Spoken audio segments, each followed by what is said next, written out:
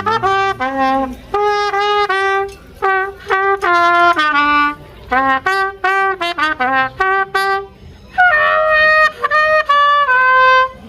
تراديشنال الشعب الهولندي ومحاوله ان هم يعبروا عن حبهم للملك مش بس بالاعلام اللي بتتحط على البيوت، انما بقى في حاجه ثابته بيعملوها من سنين، ان كل واحد عنده حاجه زياده عنده او حابب يساعد بيها غيره، ممكن تكون غاليه وحاسس ان غيره ممكن ما يقدرش ان هو يشتريها، او ان هي زياده عنده ومش محتاجها فبرضه بيعرضها بسعر رخيص جدا جدا. وكل الحاجات دي كلها هم بيحاولوا يعبروا بيها عن حبهم للملك.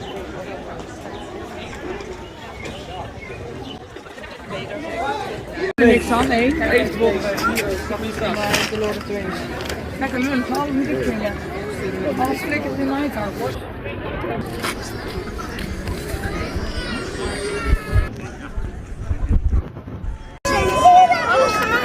Heb ik die gedaan?